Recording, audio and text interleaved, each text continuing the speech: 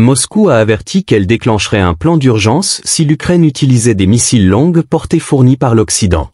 Une escalade qui pourrait bien changer la dynamique du conflit entre l'Ukraine et la Russie, et même entraîner l'implication directe de l'OTAN dans cette guerre. Mais que contient ce fameux plan d'urgence évoqué par Vladimir Poutine? Quelles en seraient les conséquences pour l'Ukraine, et surtout, pour l'Occident? La situation est plus tendue que jamais, et un faux pas pourrait tout changer. Salut, c'est Afrique en question, j'espère que vous allez bien. Aujourd'hui, on va examiner de près les nouvelles tensions autour des missiles longue portée que l'Ukraine souhaite utiliser. Pourquoi Kiev insiste autant pour obtenir ces armes, et pourquoi Moscou voit cela comme une ligne rouge à ne pas franchir. Nous allons aussi discuter des répercussions possibles pour l'OTAN et la stabilité mondiale si cette escalade devient une réalité. Alors, que contient ce fameux « plan d'urgence » dont la Russie parle? C'est le ministre des Affaires étrangères russe, Sergueï Lavrov, qui a révélé cette semaine que le Kremlin avait déjà un plan en place, prêt à être activé si l'Ukraine recevait l'autorisation d'utiliser des missiles à longue portée fournis par l'Occident pour frapper des cibles en Russie. Mais ce plan ne vient pas de nulle part. Vladimir Poutine avait déjà averti que toute attaque de missiles ukrainiens sur le sol russe serait considérée comme une attaque directe des pays qui fournissent ces armes, c'est-à-dire les membres de l'OTAN. Autrement dit, pour Moscou, ce serait une déclaration de guerre. Quelles seraient alors les premières cibles de la Russie? Selon les informations disponibles, les infrastructures critiques comme les centrales électriques, les ponts stratégiques, ainsi que les usines de défense seraient parmi les premiers objectifs. Mais il y a aussi une cible américaine importante, l'usine de Scranton en Pennsylvanie, qui fabrique des munitions pour l'armée. C'est là que le président ukrainien Volodymyr Zelensky s'est récemment rendu, accompagné du gouverneur de l'État, Josh Shapiro. Certaines personnes sur place craignent d'ailleurs que cette visite n'ait transformé Scranton en une cible directe pour la Russie, car cette usine est essentielle pour la production d'armes utilisées par l'Ukraine. Pourquoi Moscou se sent-elle aussi menacée? Le Kremlin considère que l'envoi de missiles longue portée à l'Ukraine pourrait donner à Kiev la capacité de frapper en profondeur en Russie, ce qui aurait un impact direct sur la capacité militaire du pays et pourrait affaiblir des positions stratégiques importantes. Le plan d'urgence inclut également une menace nucléaire. Lavrov a rappelé que la Russie actualise actuellement sa doctrine nucléaire pour y inclure la possibilité de riposter avec des armes nucléaires si un État non nucléaire, comme l'Ukraine, attaque la Russie avec le soutien direct d'un État nucléaire, comme les États-Unis. Cela pourrait créer un prétexte pour une escalade nucléaire, quelque chose que la communauté internationale veut éviter à tout prix. En résumé, le plan d'urgence de Moscou est une réponse à la menace des missiles longue portée, mais il envoie également un message très clair à l'Occident. Ne franchissez pas cette ligne rouge.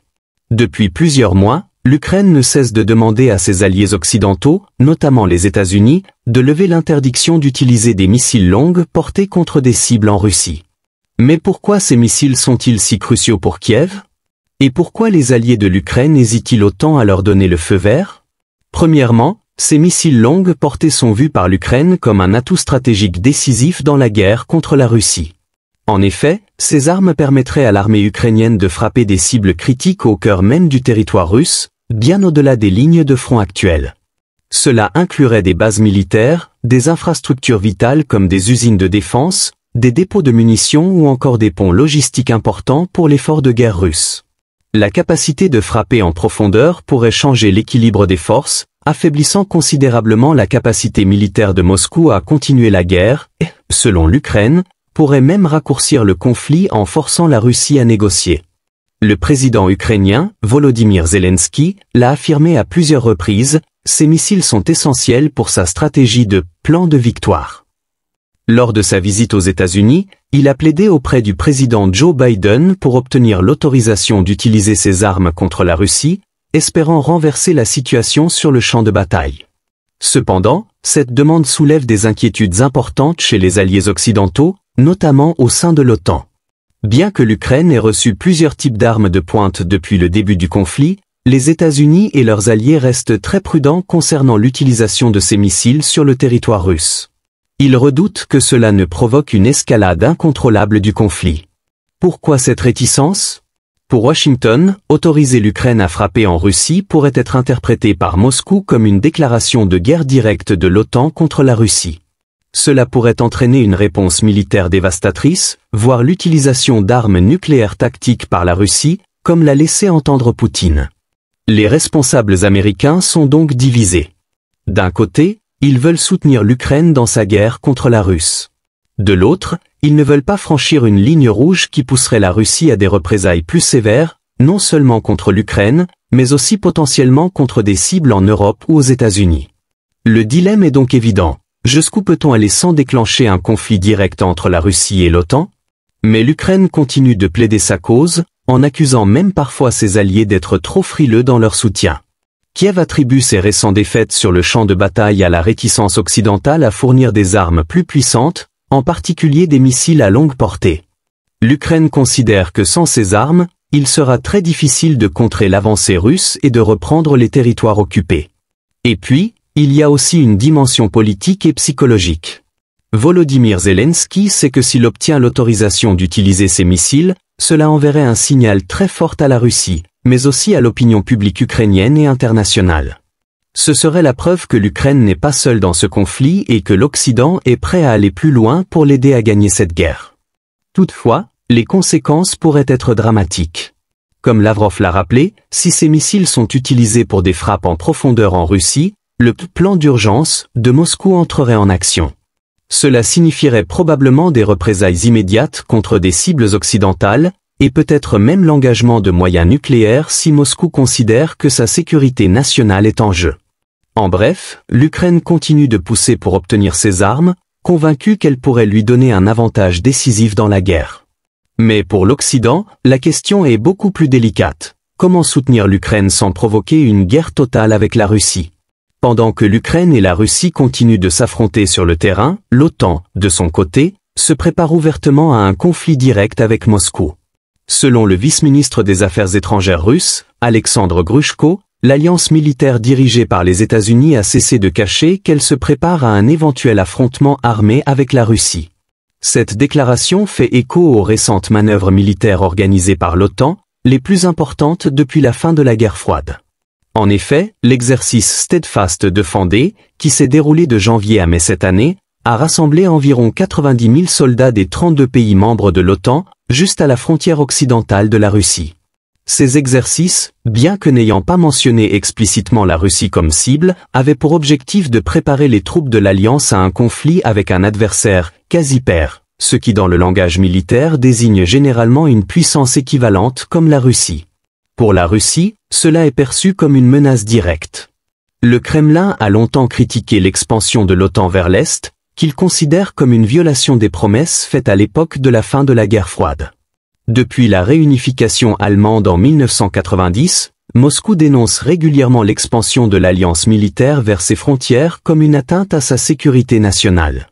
Aujourd'hui, cette menace semble plus réelle que jamais pour les dirigeants russes.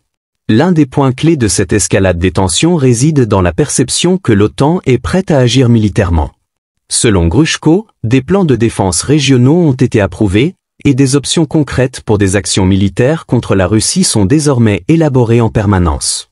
Les budgets militaires des pays membres de l'OTAN ont augmenté de manière significative, et les économies occidentales sont de plus en plus militarisées.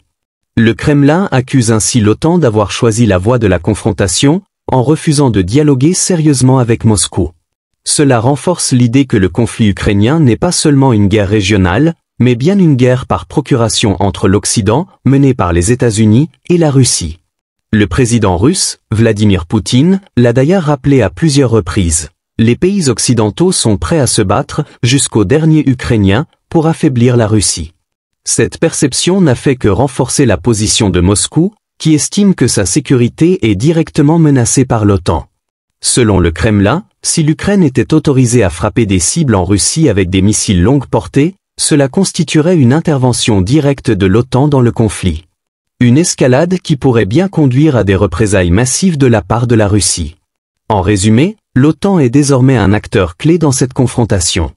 Ses manœuvres militaires et son soutien continu à l'Ukraine renforcent la perception russe d'une menace existentielle. Et tandis que l'Alliance renforce ses capacités près des frontières russes, Moscou se prépare à répondre à toute provocation. Alors, où est-ce que tout cela nous mène?